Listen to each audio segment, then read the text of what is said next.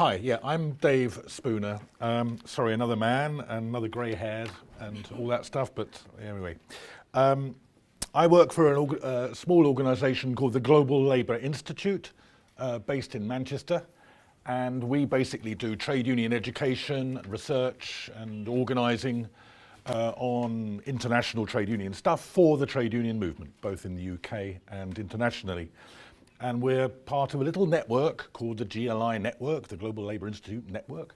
And we've got sister organisations in Geneva, Moscow and New York, and we all basically share the same ideological and perspectives about what we're doing in the trade union movement.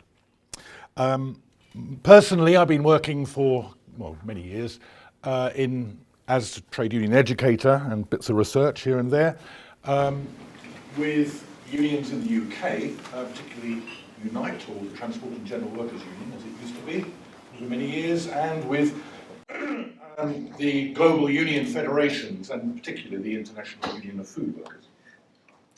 And a lot of the work I've done over the years has been teaching, as it were, or working with, or however you want to put it, shop stewards in the UK from the food industry, and particularly those working for food global corporations. It would be much better to have a bunch of shop stewards from the global corporations themselves standing here. They can present it much better than I can, but you've got me instead.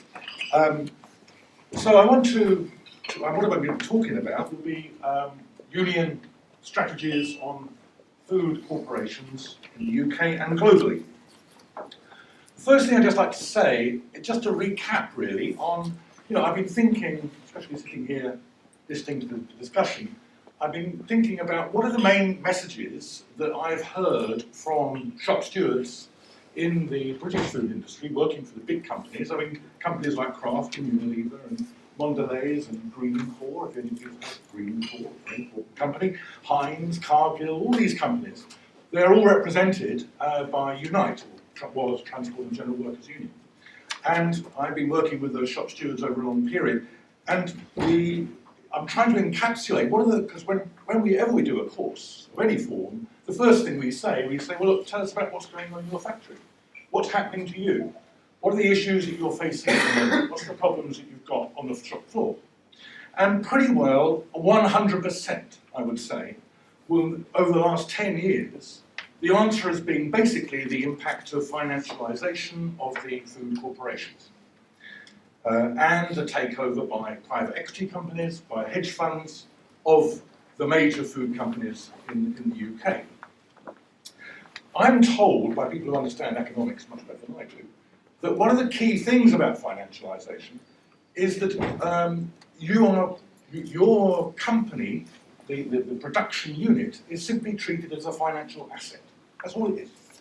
And you're trying to grow that financial asset, preferably to sell it on as fast as possible. So when a hedge fund or a private equity company, they don't want to hold on to this company for very long. They want to get rid of it as soon as possible at the highest level of profit. And one of the key things they look at is what are the liabilities that this company has got in terms of its employees. So the larger the number of employees that a company has on its books, the more it is not so attractive for investors to buy. So the employee to profit ratio becomes extremely important. So you want the biggest possible profit per employee ratio, because that makes it a good deal for other people to want to buy. So what you do is you take away the employees off your books and you put them into agencies, you put them into short-term contracts, you hive off, you outsource as far as possible, because that moves those figures that you're spending on people off that part of your balance sheet or profit and loss account, I don't know, I'm not an economist, onto another bit which doesn't appear as affecting your profit to a number of employees ratios.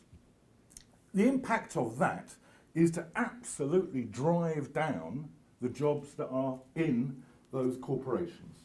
And that's what Peter was talking about when he was talking about precarious work. And it is incredible to see how work within the British-based companies in the food sector is becoming more and more precarious. More agency labour, more zero-hour contracts, more short-term contracts, more part-time work, more temporary work, all of these things are happening. The second thing that's happening is an extraordinary level of aggression from management. Now, a lot of the companies that we're dealing with, like Cadbury, for example, a good example, are known traditionally to be sort of paternalistic, good employers, good conditions, working well with their workers and so on. And you'll find as soon as they become exposed to the possibilities of private equity buyouts or whatever, the first thing that happens is a management that becomes more and more aggressive. And you get an atmosphere of bullying, you get people, basically the managers at a lower level, trying to squeeze profit out of as much as they possibly can, and more overall what you have is an atmosphere for the people who work for it of fear. What is interesting is that there is, as far as I can tell, a new generation of trade union representatives coming through in those companies who are different from the old generation. The older generation tended to be people who've been there for maybe 10, 20, 25 years. They've got a pension in front of them. They've got reasonable conditions. They've got reasonable relationship with management. Those people are leaving, and they've been taken, their place has been taken over by a new generation of much younger, angrier activists who've got much less to lose. These people don't have any of that old paternalistic baggage. They know what they're dealing with. They understand what a hedge fund is. They understand what a private equity company is. They are more political. They're more internationalist in their outlook. And they're more, interestingly, more critical on broader food issues, the sort of things that we've been talking about. Up to and including the questions that Peter and other people have been asking, which is basically, what's the alternative to the food corporation? How else can we be organising our food system? Okay, so what I really want to talk about is really a little bit of an exploration of how unions, if somebody got some water, that'd be very, yeah. Sorry, that's my job. Thank you. Is really how, I want to talk a little bit about the trade union's search for power in the transnational food companies. How do you build sufficient power at an international level that you're capable of forcing corporations to the bargaining table? And this goes back some years. I bet Tim used to have, if he doesn't still have, a copy of this book on your bookshelf, Tim. This is right at the beginning, really, of the sort of modern thinking in the trade union movement about how to deal with corporations in general, not just in the food sector. And this is a guy called Charles Levinson, who in the early 70s, 72 to be precise, wrote a very influential book called International Trade Unionism. This is the first real trade union response to what we would now call globalization, or a modern form of globalization. And it was really not much more sophisticated than saying the employer is becoming international, therefore we as trade unions need to become more international. But with a focus particularly on the problem of how do you avoid companies being able to move production from one plant to another, or from one country to another with ease, particularly when you've got disputes going on, strikes or whatever, and companies can simply switch production from one site to another. How do you overcome that? And the idea came up of these what are called World Company Councils within particularly global unions. Now, Charles Levinson actually wasn't a food sector person, he came out of the chemical sector. But what he's arguing for was this idea of company councils amongst trade unions, where you'd come together every year or every 6 months or whatever, from trade union representatives from all the unions involved in all the plants of that transnational, and you sit down and you work out a common joint strategy. Unfortunately, there are several major problems with this one. One was that it assumed that unions at the national level were prepared to cede their power for collective negotiations to a broader international body, so it's out of the hands of the Transport and General Workers Union and into the hands of the Global Union Federation. which very few unions are prepared to do. The second, a much more practical level, is the enormous cost of doing this. If you're flying people around the world, right, to go to regular meetings, just count up how many global companies you're talking about, within the food sector, just at least, and you're talking about dozens. The cost of bringing together physically, and this is 1972, before internet, before, even before direct dial international phone calls. So you physically had to bring people together. The cost of doing that, and the interpretation and the translation and all the rest of it, was phenomenal.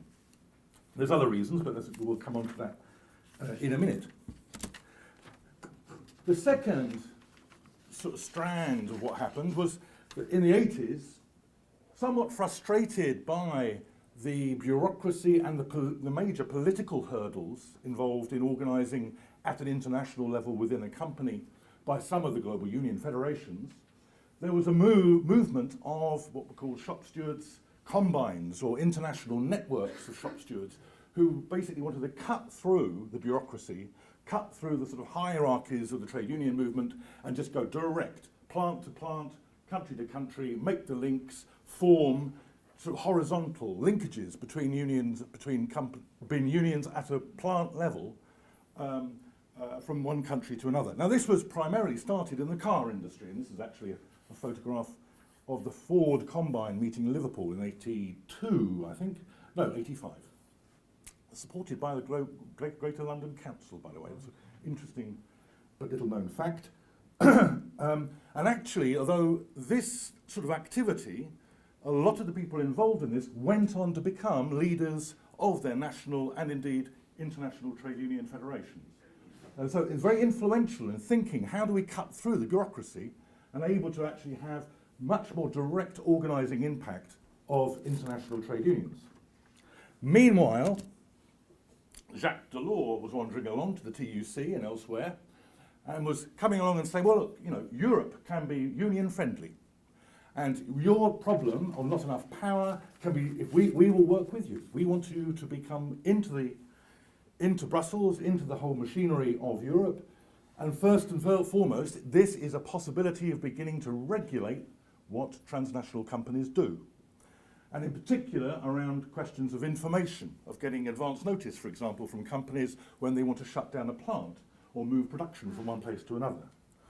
And they introduced European Works Councils, which are these bodies set up to enable not necessarily trade unionists, but representatives from factory level or plant level to meet together at a European level to exchange information and so on. Lots of money went from the European Union, European Commission, into the structures of the European trade union movement. Some of it very Eurocentric, that was a big problem, didn't see the world outside of Europe. Some of it very inward-looking into Brussels and into the internal machinery of the EU, and fundamentally based on this notion of social partnership between companies and unions and indeed governments. Trouble was, of course, that over the years, the European Union turned to the right. The underlying social democratic sort of assumptions that were there at this period have now pretty well disappeared. You've had the financial crisis, which has even further exacerbated the problem. And as one very eminent trade union leader said quite recently, what happened was that the employers simply got up and left the restaurant and left the trade unions to pick up the bill. And that's in effect what's happened. So the problem of Europe has been led a lot of the trade union movement down some pretty strange alleyways and cul-de-sacs. Then you had the development, as Peter described earlier on, of what were called international framework agreements. These were not ceding power of collective bargaining over things like wages and conditions and so on to an international level, but it did try and create a framework of agreements with companies from unions at a global level. As I think Peter might have hinted, what actually happened, that this was really hijacked by the CSR industry, by the corporate social responsibility industry. And you'll find some unions now internationally who will sort of rack up lists and lists of companies who have signed agreements with them at an international level, most of which simply says we agree to obey the law. or we agree to respect the core standards of the International Labour Organization. I mean, and it's there that you get companies actually going to some of the unions and saying, we want to have an international framework agreement with you because it really looks good on our CSR reporting. What the IUF, which was actually signed the very first of the international framework agreements, as Peter said, with Danone, they went on beyond that to actually recognise that what was much more important than an agreement was recognition at a global level. To do collective bargaining, in effect, between the company and the Global Union Federation. Okay. Meanwhile, just to give a better sense of reality, this is a graph of union density from the United States, but I think you'll find that the shape of that graph is pretty well replicated everywhere. This is around 1930. You get that huge rise in union density and union membership, right across up to the mid-60s and indeed the 70s, and then this slow decline. And so one of the things about how do you tackle global corporations has to be about how do you organize more effectively to change that. So a guy called Andy Stern, I'm going to be simplifying what is actually quite a complicated story, but this will do. A guy called Andy Stern, who was the president of the SEIU, the Service Employees International Union in the United States. International doesn't mean international as we understand it in the States. An international union is simply across the whole of the United States. So the SEIU realized that something had to be done seriously in order to do something about that graph. And that there's no point in trying to think through the most elaborate strategies if you don't have the membership, you don't have the industrial strength to do anything about it. So he turned to a guy who some of you may have heard of called Saul Alinsky, who was in the 60s and early 70s a prolific writer and a spokesperson for basically community organizing models, and wrote a very famous book called Rules for Radicals, which was advocating how you get organized and you do it properly with trained teams of organizers. He had a great influence on this fella here, and you remember Obama's original election, that was based very much on the methodologies that Saul Alinsky had been proposing back in the early 70s. So the SEIU revisited some of the ideas of Alinsky and transformed the way that they were going to be working. And basically they set up a strategy for organizing which involved, first of all, professional, trained organizing teams of people. So not just Joe Bloggs and Mary Bloggs who had happened to be elected as a shop steward in the factory and so on and so forth, but actually get people who were to be trained and become professional as organizers for the union. That you strategically target the employers and the sectors that you want to go after, rather than simply take what is in front of you at any given time. That you have campaigns of organizing which are time limited, and you say, we are going to achieve this by this time. And most importantly, in some ways, that they introduced this notion of leverage in campaigning in the trade union movement. In other words, it's not simply knocking on the boss's door and saying, here, we want recognition, or we want a pay rise, or whatever it might be, but you look around the employer and look at where his or her or corporate weaknesses are, using the media, using political connections, using also anything that you can which levers pressure onto the target company you're going for. So, as an example of this, and you'll see where I'm going with this, in 2 minutes, my God, right, okay. In Unite, what was Transport and General Workers Union, there was a big move. Unite adopted this organising methodology in big style in the beginning of the 2000s. And by around 2004, 2005, they reckoned that one of the key sectors that they wanted to go for was meat processing. And within that, in particularly, in the poultry industry. So they started to invest in teams of organisers going into poultry plants up and down the UK to start organising the workers inside. What they found were massive problems. You had huge numbers of agency workers, you had huge numbers of migrant workers, you had fights going on between migrant workers and indigenous workers, physical fights. You had gang masters who were using the labour, and just the classic stuff of people being picked up on the corner of the street at 5 o'clock in the morning in a beaten up old van and driven to 20, 30 miles to a poultry processing plant and just being given a pair of overalls and told to get on with it for less than the minimum wage, and where they get, the houses where they are living were owned by the gangmaster and they're paying half of their wages back to the gangmaster for their rent, all of that stuff. You've all read about it in the newspapers. Absolutely appalling. So the Unite decided that it was going to go for a big campaign to establish minimum standards in the poultry industry.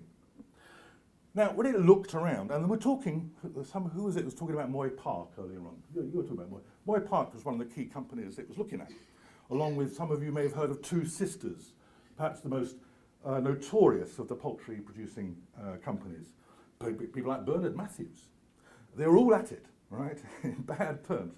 So it was realised that you couldn't simply target one of those companies because they were operating on such incredible tight profit lines that if you attacked one, it would simply drop out of business. And it wouldn't do anything to affect the others. And they realised they had to go for the retailers, because it was the retailers who were really setting the standards by the price, driving down the prices of the poultry and so on and so forth. So a campaign was introduced to hit Marks and Spencer's. Why Marks and Spencer's? Because they had this sort of middle-class, ethical feel. They were seen as, actually, if you could break Marks and Spencer's, you could possibly then lever that into other retail companies. So look behind the Marks and Spencer's meat label. Where does your meat come from and how did it get there? Big campaign.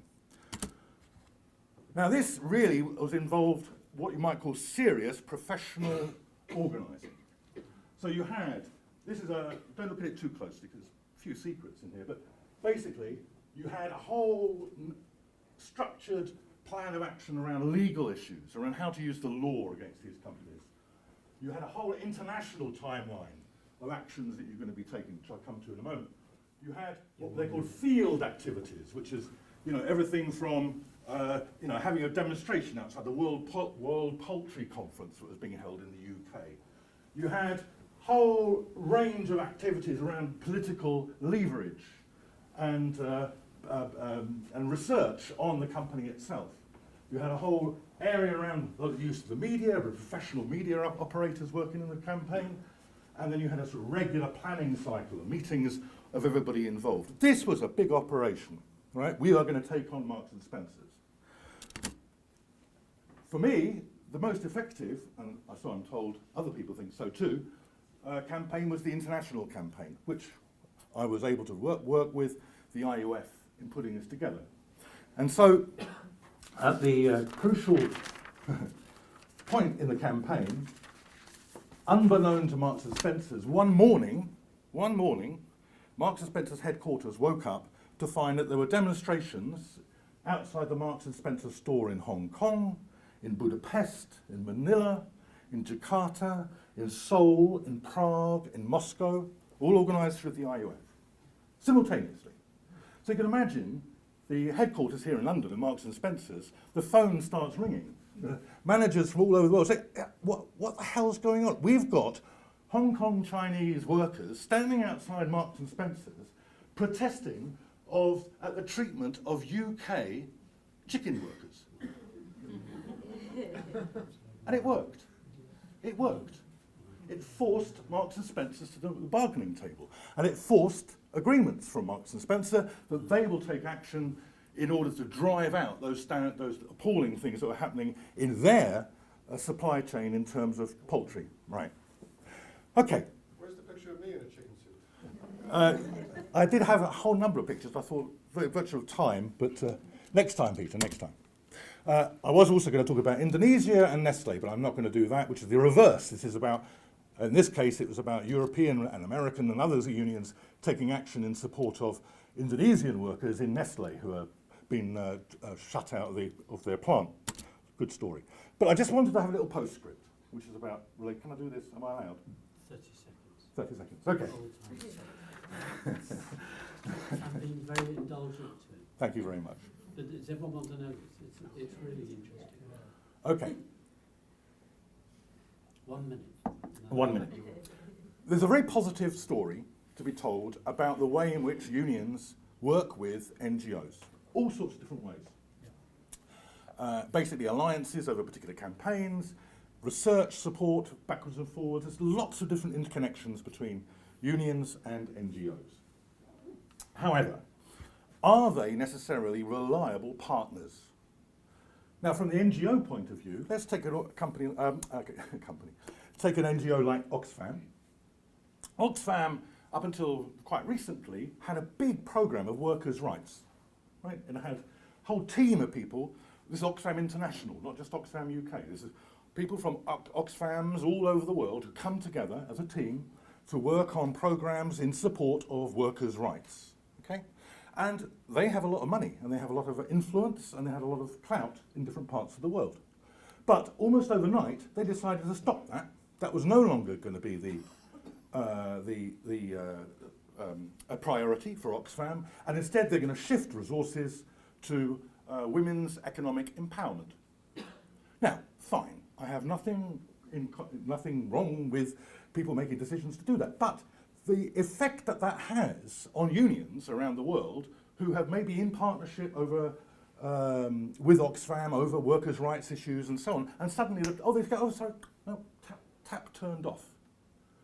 Bad news. It makes the unions very suspicious about NGOs because they are seen to be able to shift without any form of accountability or any form of democratic process going on whatsoever. But the unions also do it. The unions also do it. I talked about leverage, and there's a classic example, which Peter probably knows the whole story to this, but I'll give you the truncated version, which is that some years ago, there was a plan to build a Walmart in a part of the States, which happened to be on the edge of wetlands where a particular goose was breeding, a very rare goose. And the union was fighting for recognition, or fighting for something, I can't remember what it was, with the new Walmart being built on this wetlands. So they formed an alliance with the local, ecology group, the local NGO, to save the goose, or save the duck. Sorry, it wasn't geese, it was ducks, that's right. Save the ducks. Of course, as soon as the union either lost interest in the campaign or did a deal with the company and came to an agreement, fuck the ducks. They're gone. And so, for the NGOs concerned, they also find them unreliable partners. And I can give you other examples of that as well. Right, final point is where unions are particularly weak, like in agriculture, for example, you have to accept that in some agriculture we are very badly represented in many, many countries. You find that NGOs step into that vacuum. And you get real problems about when does an NGO stop being an advocacy organisation and when does it start being a representative organisation? And start to say we the workers as opposed to they the workers. And that's a real big problem. And it's a problem at a global level because now the ILO and other organisations are beginning to talk about tripartite plus. So it's no longer about governments, companies and unions meeting to talk about these issues. You also bring in NGOs who are not representing anybody but themselves. Sorry about that, I've run over time. I do apologise. But I let you do it. I should have said that.